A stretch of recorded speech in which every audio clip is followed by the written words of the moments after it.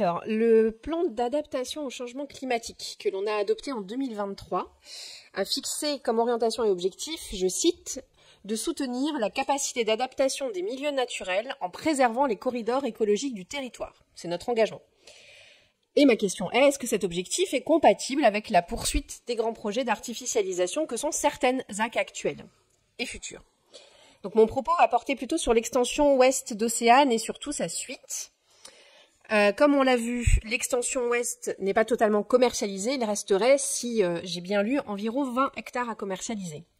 On constate que cette zone était faite de zones naturelles, d'espaces de biodiversité, donc un retour en arrière est quasiment impossible. Les compensations écologiques obligatoires ne sont pas satisfaisantes ou parfois ne sont même pas faites.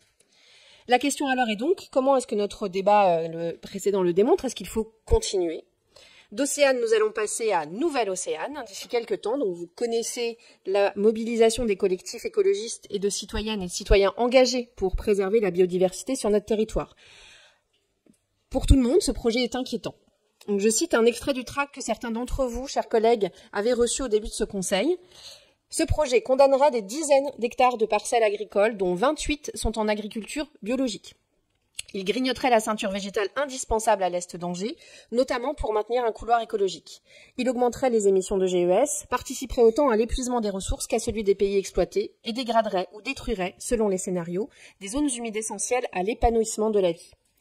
Le diagnostic écologique présente plusieurs biais d'analyse. Certaines zones d'intérêt n'ont pas été étudiées, les inventaires d'espèces sont incomplets et les spécificités de certaines espèces n'ont pas été prises en compte, niches, migration, horaires de comptage, etc. Donc, Monsieur le Président, chers collègues, pour ceux qui ne connaissent pas cette zone, je vous invite vraiment à venir sur place, à venir constater par vous-même ce que nous allons vraiment détruire. Ne faites pas une nouvelle Océane, celle qui existe est bien suffisante et de mon point de vue désolante. J'entends bien les arguments sur l'emploi, mais entendez aussi que lorsqu'il n'y aura plus de planète viable, plus de terre, la course à l'emploi sera terminée depuis longtemps. Donc soyons en cohérence avec les principes mêmes que nous avons adoptés au début de l'année 2023 dans le plan d'adaptation au changement climatique.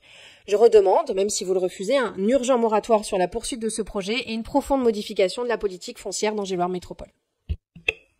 Donc j'entends bien et on s'y tiendra à l'objectif de zéro artificialisation nette à la date qui est échue.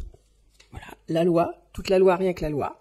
Actuellement, on a besoin d'espace pour nos entreprises locales, pour nos artisans. Alors j'entends, est-ce que c'est tout à l'heure, est-ce que c'est il faut poursuivre sur là je n'engage que moi, mais sur la big logistique, etc. Si on me demande mon avis, je pense que, et d'ailleurs je pense que tout le monde est d'accord là-dessus, on doit changer là-dessus. Donc changer le type d'entreprise, oui. Alors oui, qu'on ait des efforts collectifs à faire sur les compensations, c'était un peu aussi dans toute la France, une année de sécheresse, c'est compliqué de compenser. Il faudra qu'on refasse mieux, on va s'y atteler. Donc on joue le rôle d'aiguillon de conscience et tout ça, de rappeler les choses, oui, c'est entendable. En revanche, il faut aussi que, là, on est au bout d'un truc, je vois pas bien ce que vous voulez laisser dans cette zone, où je suis allée voir aussi, vous avez l'autoroute au bout, j'allais dire, là au point on en est, c'est 30 années d'histoire qu'on va assumer collectivement. Voilà, on va pas laisser quand même les choses en l'état, je veux dire en l'état brut, ça paraît quand même assez décalé.